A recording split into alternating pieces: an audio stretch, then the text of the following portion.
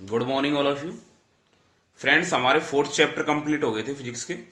आज हमारा fifth chapter चलेगा, विद्युत धारा। ठीक है, तो हम फिफ्थ चैप्टर में उसी तरीके से चलेंगे जैसा कि आपका रिवाइज्ड सिलेबस है। ठीक है, जो इंपॉर्टेंट होगा, जो समझने लायक होगा, उसको जरूर बता देंगे आपको। ले? लेकिन रिवाइज्ड सिलेबस के अकॉर्डिंग चलेंगे। सबसे पहला हमारा आता है, जैसे विद्युत धारा है आपके, तो विद्युत धारा किसे कहते हैं ये तो जनरली आपने टेंथ में भी पढ़ लिया होगा। विद्युत धारा एक बार और बता देता हूं। विद्युत धारा किसे कहेंगे? किसी चालक में आवेश के प्रवाह की दर। विद्युत धारा क्या कहलाती है? किसी चालक में आवेश के प्रवाह की दर को ही क्या कहते हैं? विद्युत धारा कहते हैं। विद्युत धारा को किससे दर्शाते हैं? आई से। किससे दर्शाते हैं? आई से। मैं मान लेता हूं, माना किसी चालक में डेल्टा टी समय में, कितने समय में? डेल्टा टी समय में डेल्टा क्यू आवेश प्रवाहित होता है। माना किसी चालक में डेल्टा टी समय में डेल्टा क्यू आवेश प्रवाहित होता है, तो विद्युत धारा आई बराबर क्या हो जाएगी? डेल्टा क्यू बटे डेल्टा टी। ये विद्युत धारा का सूत्र होगा। ठीक है, विद्युत धारा किसे कहते हैं? किसी चालक में आवेश के प्रवाह की दर को विद्युत धारा कहते हैं। विद्युत धारा को आई से दर्शाते हैं। माना किसी चालक में डेल्टा टी समय में डेल्टा क्यू आवेश प्रवाहित होते हैं, तो उस चालक में प्रवाहित धारा आई बराबर हो जाएगी डेल्टा क्यू बटे डेल्टा टी। इसका मात्रक होता है, आवेश का मात्रक क्या होता है? कूलम। ठीक है, और समय का क्या होता है? सेकंड। तो इसका मात्रक क्या हो गया? कूलम बटे सेकंड। इसका मात्रक हो गया कूलम बटे सेकंड, या कूलम बटे सेकंड, या होता है इसका एम्पियर। ठीक है, विद्युत धारा का मात्रक क्या होता है? कूलम बटे सेकंड या एम्पियर। ठीक है, अब यदि हम एक एम्पियर की डेफिनेशन देना चाहें तो एक कूलम बटे एक सेकंड बराबर हम लिख सकते हैं एक एम्पियर।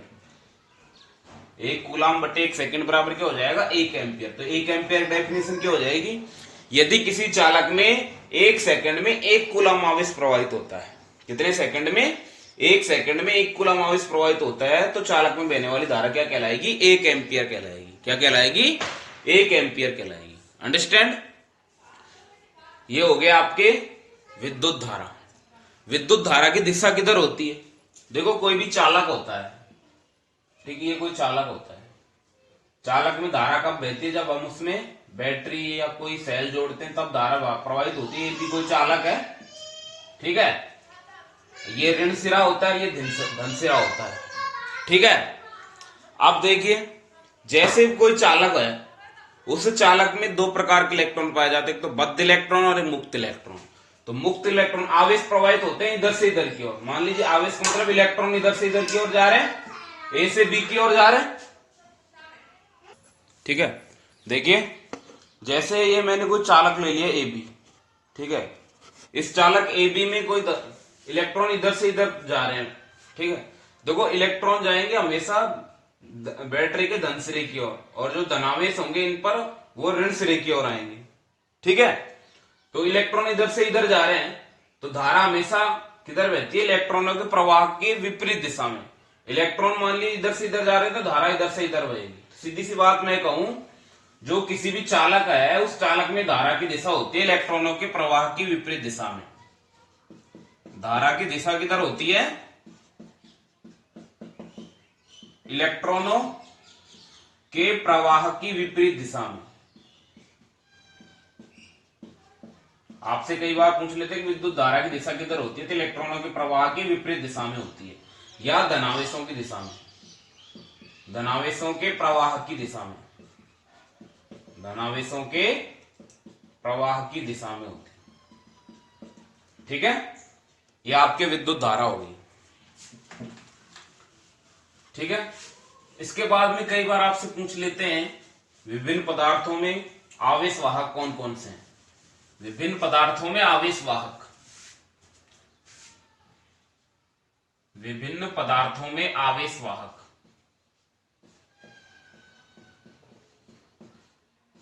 विभिन्न पदार्थों में आवेश वाहक। नंबर एक, विभिन्न पदार्थों में आवेश वाहक की बात होती है तो धात्विक चालकों में, धात्विक चालकों, धात्विक चालकों में तो होते हैं इलेक्ट्रॉन। धात्विक चालकों में क्या होते हैं? इलेक्ट्रॉन। वैद्युत अपघट्यों में, नंबर 2, वैद्युत अपघट्य।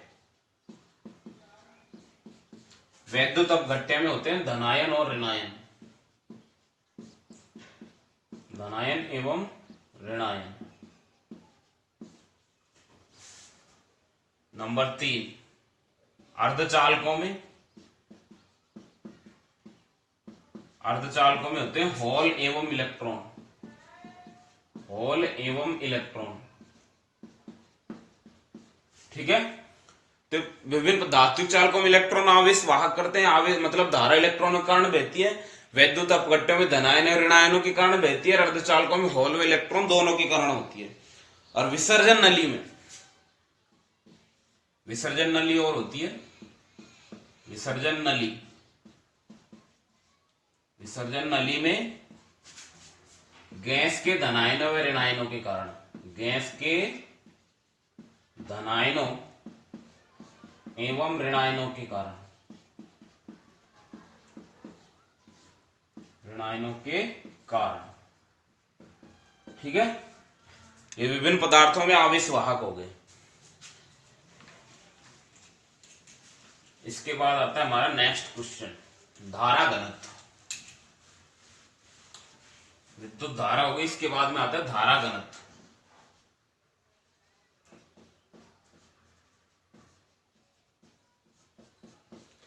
धारा घनत्व क्या होता है? किसी भी, कोई भी हो सकता है, चालक पृष्ठ, चालक पृष्ठ में से होकर कोई भी धारा बह रही है, ठीक है, और उस चालक पृष्ठ का क्षेत्रफल है a, तो उसके एकांक क्षेत्रफल में से होकर गुजरने वाली धारा को क्या कहते हैं? धारा घनत्व। किसी भी चालक पृष्ठ के, किसी चालक पृष्ठ के एकांक क्षेत्रफल से होकर गुजरने वाली धारा, कौन से क्षेत्रफल? एकांक क्षेत्रफल से होकर गुजरने वाली धारा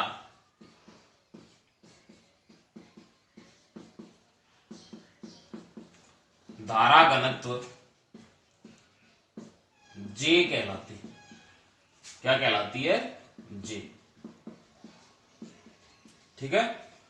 माना किसी चालक का क्षेत्रफल है A और A क्षेत्रफल से होकर I धारा प्रवाहित होती है।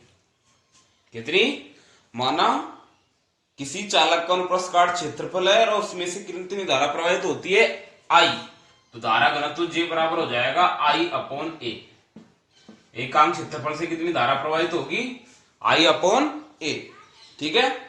अब इसका मात्रक क्या हो जाएगा? इसका मात्रक हो जाएगा धारा का एम्पियर बटे मीटर स्क्वायर। क्षेत्रफल का क्या होता है? Metre square. अब V में सूत्र क्या हो जाएगा इसका? V में सूत्र